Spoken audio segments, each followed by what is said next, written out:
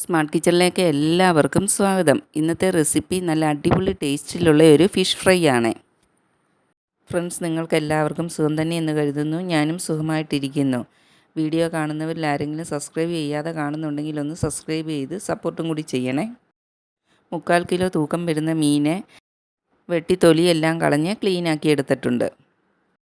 ഉപ്പും മുളകും ഒക്കെ പിടിക്കാനായിട്ട് ആഴത്തിൽ വരഞ്ഞെടുത്തിട്ടുണ്ട്.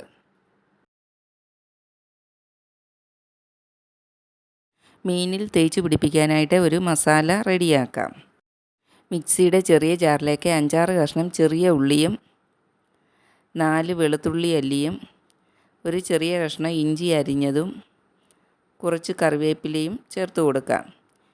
ഇനി കുറച്ച് പൊടികളാണ് ചേർത്ത് കൊടുക്കേണ്ടത്. 1/2 ടീസ്പൂൺ മഞ്ഞൾപ്പൊടിയും 3 ടീസ്പൂൺ കാശ്മീരി മുളക് പൊടിയും 1 ടീസ്പൂൺ എരിവുള്ള മുളക് പൊടിയുമാണ് ചേർത്ത് കൊടുക്കുന്നത്. കാശ്മീരി മുളക് പൊടി ചേർത്ത് കൊടുക്കുന്നതുകൊണ്ട് മീൻ ഫ്രൈക്ക് നല്ല കളർ കിട്ടും. അടുത്തതായിട്ട് 3/4 ടീസ്പൂൺ കുരുമുളക് പൊടിയും 1/4 ടീസ്പൂൺ ഉലുവാപ്പൊടിയും 2 പിഞ്ച് കായപ്പൊടിയും കൂടെ ചേർത്ത് കൊടുക്കാം. ഉലുവാപ്പൊടിയും കായപ്പൊടിയൊക്കെ ചേർക്കുമ്പോൾ മീൻ ഫ്രൈക്ക് ഒരു പ്രത്യേക ടേസ്റ്റാണ് കിട്ടുന്നത്. അടുത്തതായിട്ട് മസാലയ്ക്കും മീനും ആവശ്യമായ 1/2 ടീസ്പൂൺ ഉപ്പും കൂടി ചേർത്ത് കൊടുക്കാം. ഇതിലേക്ക് 1/2 ടീസ്പൂൺ വിനാഗിരിയും ചേർത്ത് കൊടുക്കാം.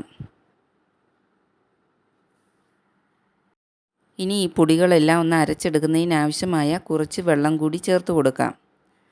ഒരു 3-4 ടീസ്പൂൺ വെള്ളം മാത്രമേ ചേർത്ത് കൊടുക്കാവൂ. ഇത് മിക്സിയിലൊന്ന് നല്ലവണ്ണം അരച്ചെടുത്തിട്ട് വന്നിട്ടുണ്ട്. ഈ അരപ്പ് മീനിൽ തേച്ച് കൊടുക്കാം. വരഞ്ഞു കൊടുത്തിരിക്കുന്ന ഭാഗങ്ങളിലെല്ലാം അരപ്പ് നല്ലവണ്ണം തേച്ച് പിടിപ്പിക്കണം. എന്നാൽ മാത്രമേ വലിയ മീനായതുകൊണ്ട് ഫ്രൈ ചെയ്യുമ്പോൾ എരിവും ഉപ്പും എല്ലാം മീനിൽ പിടിക്കത്തുള്ളൂ. മീൻ തിരിച്ചും മറിച്ചും എല്ലാം നല്ലവണ്ണം അരപ്പ് തേച്ച് പിടിപ്പിക്കണം.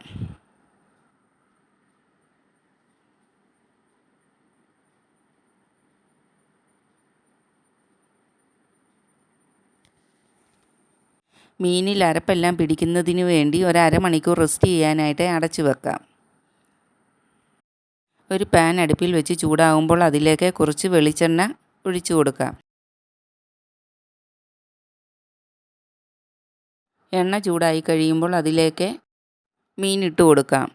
മീഡിയം ഫ്ലെയിമിൽ വേണം മീൻ ഫ്രൈ ചെയ്തെടുക്കാനായിട്ട്. 5 മിനിറ്റ് മീനെ അടച്ചു വെച്ച് ഫ്രൈ ചെയ്തെടുക്കാം.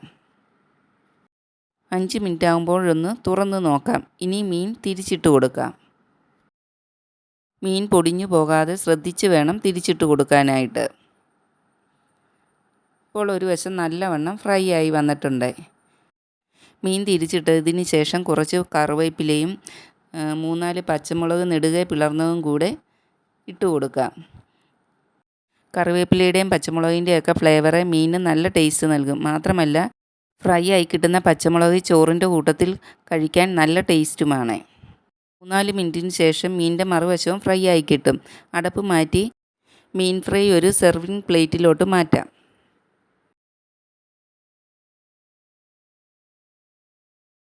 മീനിൻ്റെ കൂട്ടത്തിൽ ഫ്രൈ ചെയ്തിരിക്കുന്ന പച്ചമുളകുമെല്ലാം പ്ലേറ്റിലോട്ട് മാറ്റി കൊടുക്കാം. മീനിന് വളരെയധികം ടേസ്റ്റ് കൊടുക്കുന്ന ഒരു മസാലയാണ് അരച്ചെടുത്തത്. ഇതുപോലെ ഒരു മസാല തേച്ച് മീൻ ഫ്രൈ ചെയ്താൽ മറ്റ് കറികളൊന്നുമില്ലെങ്കിലും ഈ മീൻ ഫ്രൈ മാത്രം കൂട്ടി ചോറ് കഴിക്കാൻ പറ്റും. അത്രയ്ക്ക് ടേസ്റ്റാണ് ഈ മീൻ ഫ്രൈയിൽ ചേർത്തിരിക്കുന്ന മസാലയ്ക്ക്. നിങ്ങൾക്ക് ഈ വീഡിയോ ഇഷ്ടപ്പെട്ടാൽ ലൈക്ക് ചെയ്യുകയും ഷെയർ ചെയ്യുകയും സബ്സ്ക്രൈബ് ചെയ്യുകയും ചെയ്തൊന്ന് സപ്പോർട്ടും കൂടി ചെയ്യണേ.